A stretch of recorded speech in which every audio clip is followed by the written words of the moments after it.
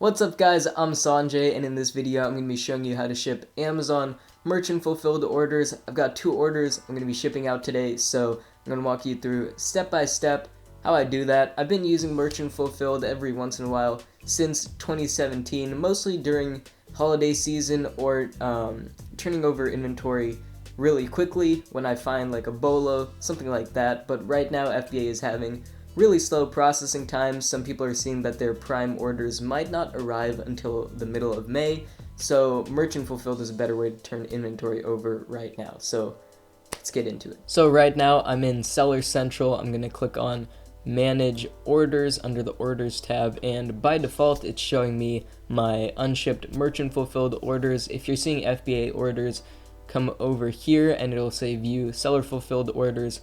Click on that and you should see your orders down here. You might have to click on one of these tabs or change these filters, but once you find your orders, pick the item you're going to be shipping and click on Buy Shipping, and that will take you to the page where you can buy and print a label.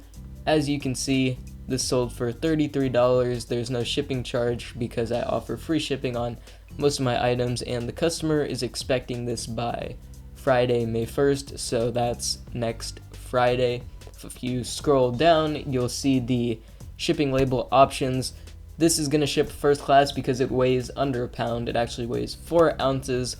The way I get the weight is using a small scale by the brand Accutech, and it's like $16 and it'll be sufficient for most of the items you sell. I do have a bigger scale for things like FBA shipments and really heavy items, but this Accutech scale will work for most things. So I already weighed this. It weighs 4 ounces in an envelope, so I'm going to be shipping it via USPS First Class, which is the cheapest service for pretty much everything under a pound. Over a pound I usually use USPS Priority Mail, but you should compare rates. Sometimes FedEx is cheaper, sometimes UPS is cheaper. Right now we're going to be using USPS First Class. And make sure you change your label print orientation. So because I'm using a thermal label printer, I'm using the 4x6 PNG. If you're shipping on a normal 8.5 by 11 sheet of paper or the 2 labels per page sheet, you're gonna use either any of these.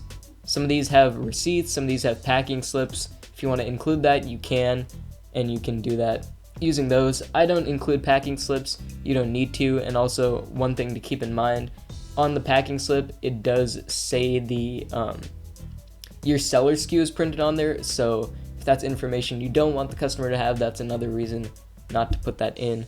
But anyways, this is being shipped out today, shipping from, so this is the addresses you have in your account. It's shipping from my default address. The packaging dimensions don't really matter for first class as long as it's under like 70 inches or something, or maybe that's for priority mail, but usually I just use this dimension for pretty much anything first class. Dimensions do matter for other services, but first class it's about the weight. So I'm gonna click on Buy Shipping. Oh, and by the way, confirmation, you could do signature confirmation, but it will cost an extra $2.65. Because this isn't a really expensive item, I'm just going to use standard delivery confirmation, which is built into the price of first class standard labels. So I'm going to click on Buy Shipping and it will pull up the label in a new tab. I'm going to click Control P and my printer is already connected. I'm just going to press print and it's not plugged in. There is our label. Let's go over to the item. As far as packaging goes, you have a lot of options. So you could reuse any bubble mailers you have. You could bubble wrap it and put it in a poly bag like this, or you could just use a bubble mailer, or you could use a box. I don't have any specific boxes for video games because I usually just use these bubble mailers. This is a 6x9 bubble mailer and these cost like, I think it's 50 for $10, so whatever that works out to.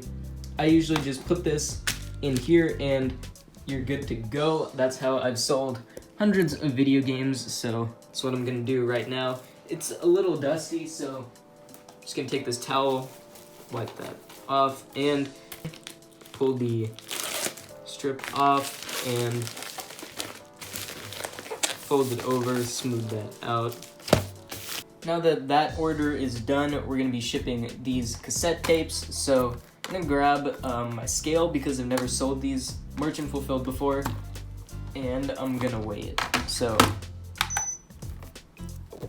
wait for the screen to go 0 and then put it on just like that. 10.4 ounces. First class allows up to 16 ounces, and I would prefer to ship this in a box since it's pretty fragile, so I'm gonna weigh it with a box. This is a Uline 6x6x4 box. Uline's prices are pretty expensive, so if you're gonna buy from them, you should probably be buying in bulk, but if you want to buy like a small bundle of 25, I'd recommend getting them from Staples using store pickup, because they offer free store pickup but not free shipping. So a pack of 25 of these is probably under $10. So right now 13 ounces. So I will bubble wrap the cassette tapes because they are pretty fragile and I don't want them to break in shipping. So I usually buy my bubble wrap on eBay, but sometimes I buy it on Amazon as well. Wherever is cheaper, but I do like to stick to the brand name bubble wrap. Bubble wrap is actually the brand name, so I try to buy that one because I think it's higher quality than the other ones, but it's your call whether you want to do that or not. They also sell this at Walmart, but it's a lot more expensive compared to buying it on eBay or Amazon. This roll at Walmart, now that it's all sealed, I'm just gonna weigh it one more time, make sure. It is 13.6 ounces. I round up at 0.5, so 14 ounces. I think 12 to 15 ounces cost the same amount, so let's print the label. So we've got our package right here.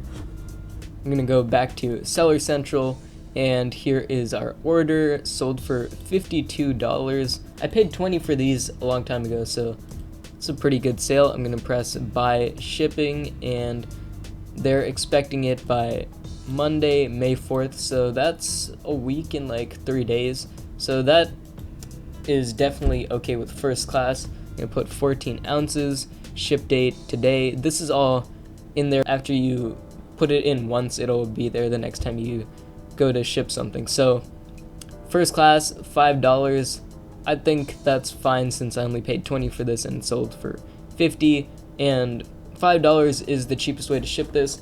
I know these are technically media, but you can't ship blank media via media mail. Media mail is a special rate for books, magazines, CDs, stuff like that, but blank media and video games are excluded from that. So first class, and they're getting it next Wednesday, which is much earlier than expected. So I'm gonna press buy shipping